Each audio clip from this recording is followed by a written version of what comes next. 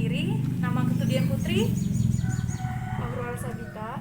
kami dari kelas 12 IPA 1 akan melakukan praktikum mengenai pengamatan transmisi data melalui ponsel. Nah, sebelum kita memulai, kita akan membahas dulu apa sih pengertian ponsel dan juga transmisi data. Ponsel adalah suatu alat yang memungkinkan komunikasi secara dua arah. Kemudian, pengertian dari transmisi data. Transmisi data adalah sebuah pengiriman data dari pengirim kepada penerima data tersebut. Kemudian, kita juga akan menjelaskan mengenai cara kerja ponsel yang akan dijelaskan oleh Aurora. Di dalam ponsel ini terdapat pengeras suara, mikrofon, papan ketikan, tampilan layar, dan powerful circuit board dengan mikroprosesor yang membuat ponsel jadi mirip dengan komputer. Ketika terhubung dengan jaringan wireless, sekumpulan teknologi ini akan memungkinkan penggunanya untuk bisa melakukan panggilan dan pengiriman data kepada telepon lain. Kemudian, telepon juga bisa melakukan cara kerja untuk melakukan sebuah panggilan. Yang dibedakan menjadi 3, yaitu yang pertama, panggilan telepon genggam ke telepon rumah, yaitu panggilan tersebut akan berjalan melalui sebuah antena wireless. Nah, kemudian sebuah antena wireless itu akan mengubah sistem panggilan tersebut menuju ke line-line tradisional. Nah, ketika jaringan sebuah panggilan tersebut sudah sampai ke line-line tradisional, maka akan langsung dihubungkan kepada nomor telepon tujuan yang akan kita tuju. Kemudian, dari telepon genggam ke telepon genggam juga. Nah, ini sebuah jaringan ini berjalan melalui sebuah line-line dan kemudian akan masuk juga ke sebuah wireless. Nah, kemudian setelah sampai wireless, panggilan tersebut akan menuju ke sel komputer terdekat. Nah, kemudian setelah sampai ke sel terdekat, panggilan tersebut akan langsung ditujukan kepada nomor telepon tujuan. Kemudian yang ketiga itu adalah panggilan telepon ke jarak yang sangat jauh. Jadi panggilan tersebut akan dijalankan menuju ke pertukaran telepon jarak jauh yang menghubungkan telepon antar dunia menggunakan kabel fiber optik. Nah, selanjutnya kita akan langsung aja melakukan prakteknya dengan alat yang bahan sebagai berikut. Kita perlu 3 buah ponsel, yang 2 ini untuk melakukan pertukaran pesan, sedangkan yang 1 untuk stopwatch. Kemudian kita butuh alat tulis, lalu jaringan internet.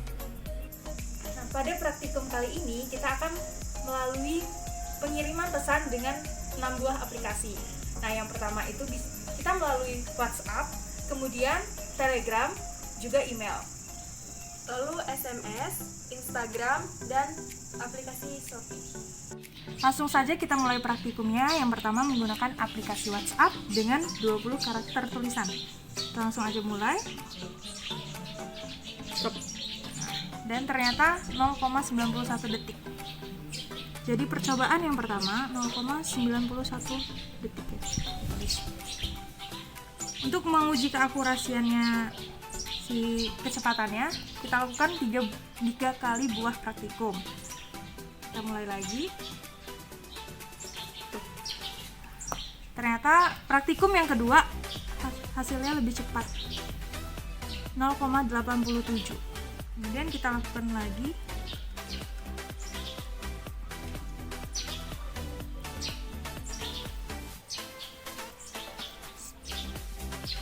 Ternyata hasilnya jauh lebih cepat.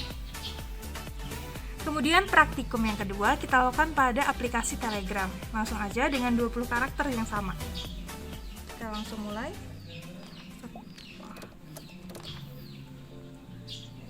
Kecepatannya hampir mirip dengan WhatsApp ternyata. Kita lakukan lagi sebanyak 3 kali. Wah, ternyata Telegram lebih cepat. Kali ini 0,53 detik. Kemudian yang terakhir kita akan lakukan lagi lebih lama, 1 detik.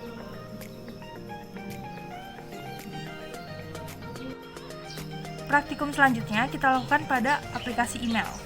Kita coba saja langsung.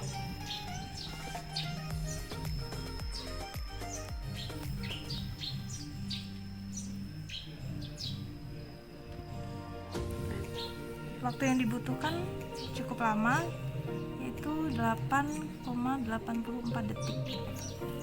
Kemudian kita lanjutkan lagi ke percobaan yang kedua. Langsung aja kita kirim.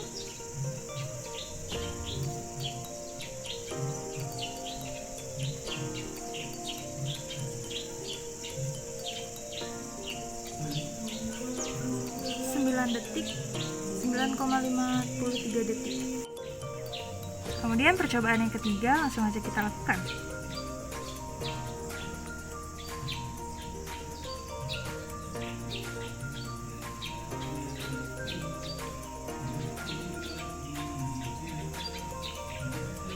Percobaan yang terakhir ternyata 14,44 detik. Kita lanjutkan praktikum selanjutnya dengan aplikasi SMS. Kita langsung mulai aja. Wah, hanya butuh waktu 3 detik ternyata. Kita lanjut percobaan kedua.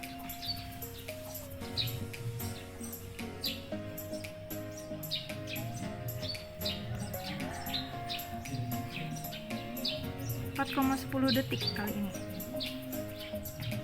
Yang terakhir percobaan ketiga.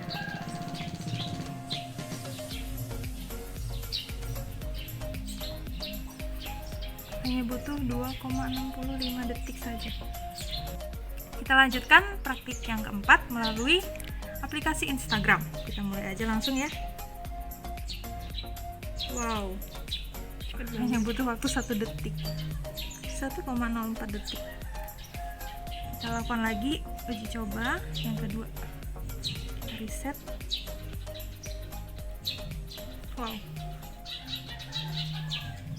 Instagram ternyata butuh waktu singkat untuk mengirimkan sebuah pesan. Kita mulai langsung yang terakhir. 1,13.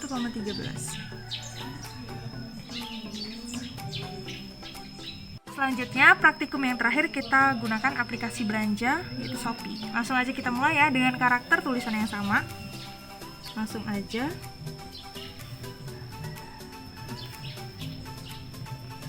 Satu 1,61 detik. Kita langsung lanjutkan uji coba yang kedua.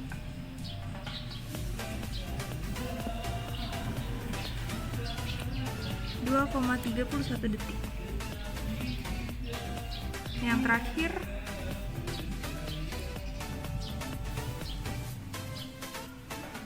2,40 detik. Dari hasil praktikum yang telah kami lakukan tadi, kita sudah mendapatkan hasil rata-rata dari sebuah aplikasi pengiriman pesan. Yang pertama, pada WhatsApp, rata-rata waktu yang dibutuhkan untuk pengiriman sebuah pesan singkat itu 0,873 detik. Kemudian pada Telegram, waktunya juga singkat, 0,8 detik. Pada email, termasuk pengiriman pesan yang paling lama dengan total waktu yang dibutuhkan 10,93 detik. Kemudian pada SMS, 3,25 detik. Pada Instagram, 1,008 detik. Kemudian pada Shopee, 2,10 detik. Nah, kesimpulan dari praktikum ini, kita mendapatkan 2 kesimpulan. Yang pertama itu mengenai faktor dari sebuah pengiriman pesan. Faktor yang menentukan berapa lama durasi pesan terkirim ini ada 2. Yang pertama, aplikasi yang kita gunakan, dan yang kedua, jaringan internetnya. Ya, faktor yang kedua mengenai cara prinsip kerja tentang telepon genggam ini mengirimkan suatu pesan singkat. Jadi prinsip kerjanya, data yang dimasukkan ini dikirimkan ke transmitter, kemudian dikirimnya ini dalam bentuk bit, lalu transmitter akan melakukan proses encoding terhadap bit tadi, kemudian dikirim melalui dalam bentuk sinyal analog melalui media transmisi yang digunakan. Lalu penerima akan menerima sinyal melalui media transmisi dan mengkonversikannya ke dalam bentuk yang sesuai. Nah, dengan kata lain, dengan penjabaran yang lebih mudah diingat, jika suatu telepon genggam ingin mengirimkan pesan, ketika kita klik pesan, itu ia akan mengkodekan sebuah angka, yaitu angka 1 dan juga 0. Nah, angka ini disebut dengan sebuah bit atau bisa disebut dengan juga angka binar. Nah, kemudian angka tersebut memerintahkan sebuah prosesor yang dari telepon genggam ini untuk mengirimkan sebuah pesan ke nomor telepon atau ke alamat yang akan kita tuju. Nah, sekian praktikum yang dapat kami sampaikan. Semoga dapat bermanfaat bagi kita semua. Terima kasih.